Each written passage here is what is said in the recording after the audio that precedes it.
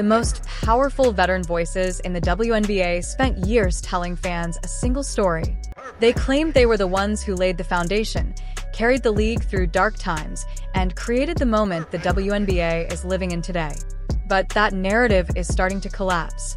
After disastrous labor negotiations froze free agency, shut down roster movement, and pushed the league to the edge of a complete standstill, Sophie Cunningham finally pulled the curtain back. On her podcast, she openly mocked the veteran leadership running the Players Association and exposed what many fans had quietly suspected all along. The recent surge in popularity is not being protected, it is being sabotaged. And at the center of that tension is resentment toward breakout stars like Caitlin Clark, players who are clearly driving the league's momentum forward. The question fans are now asking is uncomfortable but unavoidable. Why are veteran leaders trying so hard to minimize or erase the very players responsible for saving the league? And how far will this internal sabotage go before fans, especially those filling arenas in Indiana and beyond, decide they have had enough? At the core of this fight is money, not feelings, not legacy. Numbers decide who gets paid, who waits, and who walks away. The WNBA Players Association entered negotiations demanding a dramatic shift in revenue sharing. Their proposal asked for players to receive 30% of the league's gross revenue, along with a salary cap set at an eye-popping $10.5 million. This was not a routine raise. It was a massive jump that would push average salaries close to $1 million per player. Top-tier contracts could soar as high as $2.5 million annually. The union justified this demand by pointing to unprecedented growth, record television audiences, sold-out arenas, a level of cultural buzz the WNBA has never experienced before.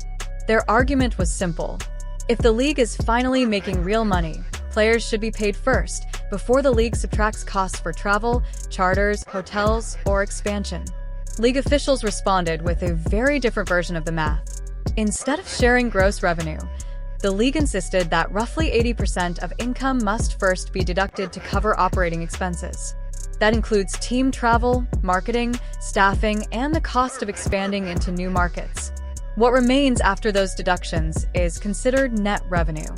From that smaller pool, the league offered players 70%, paired with a salary cap starting at just $5 million. In real terms, that offer would slash the total money available to players to less than half of what the union demanded. Using projected revenue of $350 million, the Players Association plan would funnel roughly $105 million towards salaries and benefits. Under the league's proposal, after deductions, that number drops dramatically, closer to $49 million. This is not just a disagreement over percentages. It is a fundamental clash over how sustainable the league's growth really is and who should benefit first from this moment. The union continues to point to Caitlin Clark as proof the money is real.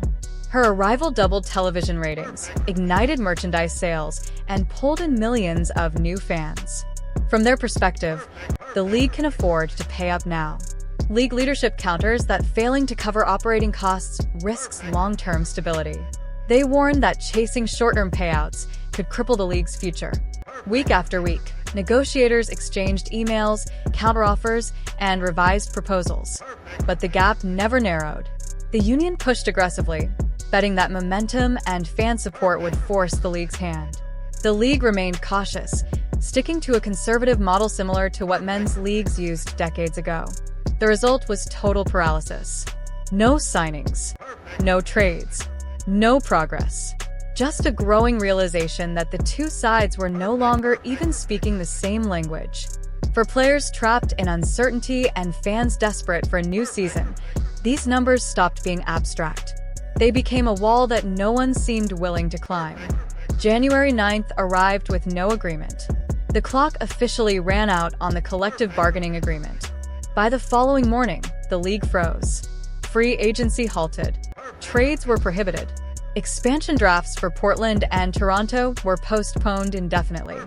Agents watched missed calls pile up on their phones. For the first time in years, the WNBA offseason went completely silent. The only updates came through weekly emails from the Players Association. Each message echoed the same theme. No progress. No changes. Sophie Cunningham, stuck in free agency limbo herself, called the entire situation stupid on her podcast and warned that a lockout was looming. Publicly, the league cited the need to maintain the status quo. No business could resume without a new agreement. Privately, frustration exploded. Veterans with secure contracts watched teammates' careers hang in the balance. Young stars like Caitlin Clark and Aaliyah Boston, who had just ignited arenas and driven record ratings, saw their momentum stall. Expansion teams ready to make headlines sat frozen, unable to build rosters. The sense that a once-in-a-generation opportunity was slipping away became impossible to ignore. On January 17th, the CBA officially expired. The moratorium hardened into the new reality. No negotiations. No deals. No forward motion.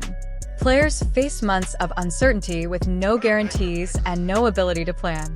Owners found themselves locked out of roster building at the exact moment the league was poised for its biggest leap ever. Media outlets labeled it a standoff. Inside the league, it felt like being shut out of the future. Fans who had packed arenas and crashed online merch stores watched the chaos unfold in real time. Social media flooded with questions. Would the 2026 season even happen? Why would the league risk its own momentum? Excitement turned to disbelief as days dragged into weeks. The WNBA's boom, powered by new stars and new fans, sat frozen, hostage to a power struggle that no longer felt like it was about money at all. Caitlin Clark did not ease her way into the WNBA. She detonated the door. During her rookie season, average game viewership skyrocketed to 1.32 million, nearly triple the previous year. Merchandise sales did not inch upward. They exploded, surging more than 200% as fans rushed to buy fever jerseys and anything bearing Clark's name. Inside Gainbridge Fieldhouse, the atmosphere transformed. The crowd was louder, younger, and larger than it had been in years. Attendance among fans under 30 jumped dramatically. Opening month ticket sales reached heights the league had not touched in over 20 years. And it wasn't just Clark. Lexi Hull, Aaliyah Boston, and Kelsey Mitchell turned Indiana into the league's hottest ticket. Home games sold out in minutes. Road games became events, with fans traveling across cities just to see the new stars. Social media exploded with highlights, debates, and viral clips, pulling in audiences who had never paid attention to the WNBA before. Networks scrambled to add more games. Sponsors rushed in, eager to align themselves with the surge. The numbers told a clear story. This growth was real. It was driven by a new generation bringing energy, style, and possibility. For the first time in years, the public image of unity inside the WNBA has always been carefully protected. Press conferences talk about sisterhood. League statements emphasize growth and togetherness. But behind closed doors, the tension has been building for years. What is happening now is not sudden. It is the result of long-standing resentment, misaligned incentives, and a power structure that was never designed to handle a true breakout superstar. The veterans who once carried the league through lean years now find themselves watching a new generation eclipse them in real time. Not just on the court, but in influence, attention, and financial impact. That shift is uncomfortable. And instead of adapting to it, parts of the leadership appear to be resisting it. Caitlin Clark's rise changed the math overnight. Television executives did not just notice a bump. They saw sustained audience growth. Advertisers did not just test the waters. They committed real money. Arena operators did not just open extra sections. They sold out entire buildings. This was not hype. It was measurable demand. And yet, at the exact moment the league needed alignment, the system locked itself into gridlock. The collective bargaining negotiations were supposed to be a formality, a celebration of progress, a chance to modernize pay structures and reward players fairly. Instead, they became a battlefield. Each side dug in. Each proposal widened the gap instead of closing it. Players were told to be patient. Fans were told to trust the process. But patience is hard to sell when momentum is evaporating in real time. Free agency freezes do not just affect stars. They crush the middle class of the league. Role players, bench contributors, and young veterans suddenly found themselves unable to plan their lives.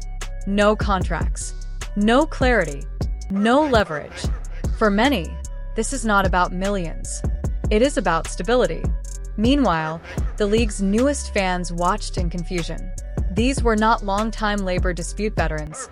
These were families, casual viewers, and first-time ticket buyers who showed up because the product finally grabbed them. And now they were being told that the season they were excited for might not even exist. That disconnect matters. Because leagues are not built on nostalgia. They are built on trust. And trust erodes quickly when growth is treated like a bargaining chip instead of an opportunity. Inside locker rooms, the conversation shifted. Younger players began asking uncomfortable questions. Why are negotiations stalling when demand is higher than ever? Why does leadership seem more focused on control than compromise? Why are stars being treated as threats instead of assets? Sophie Cunningham's podcast comments hit a nerve precisely because they said out loud what many were whispering. Her tone was not polished. It was not diplomatic. It was raw. And that made it resonate. Calling the situation dumb was not about disrespect. It was about disbelief. Disbelief that an entire league could be on the verge of real transformation and choose paralysis instead. What made her comments explosive was not just frustration, but timing. Fans were already uneasy. Sponsors were already nervous.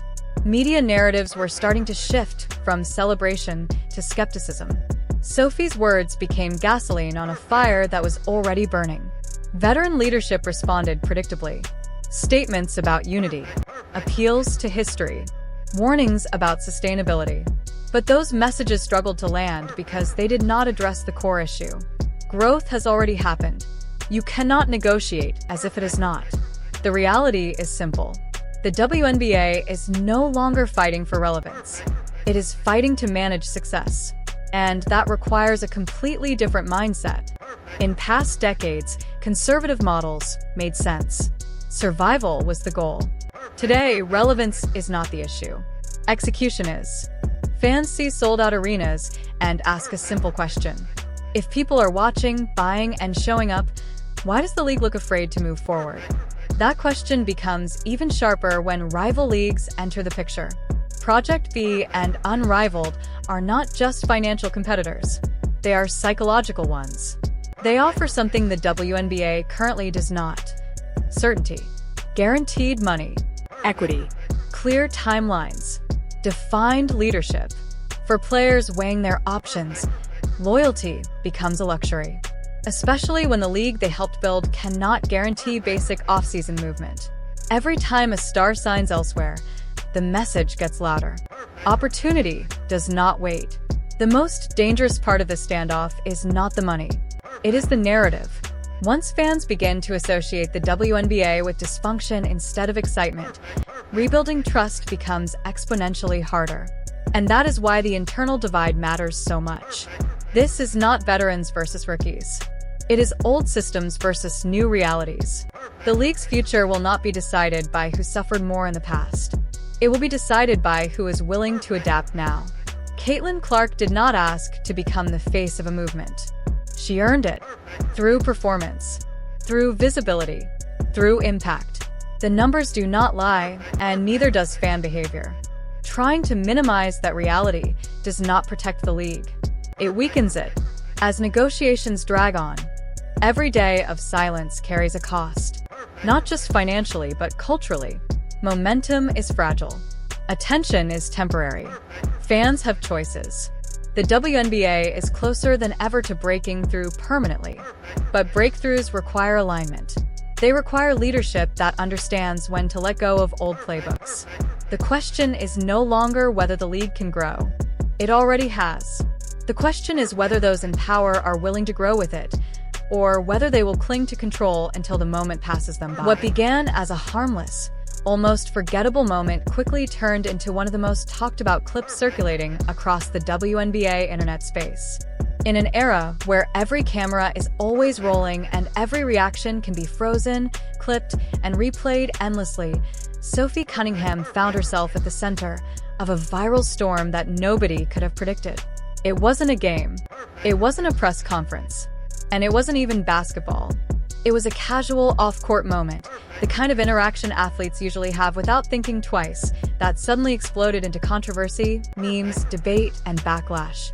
A donkey, a handful of peppers, and a split-second reaction became the latest flashpoint in the constantly online sports world.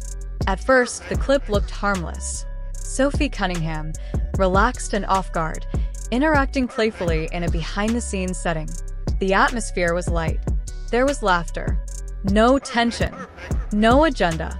But when the donkey reacted unexpectedly, the moment took a sharp turn, and the internet did what it always does best. It paused. It zoomed in.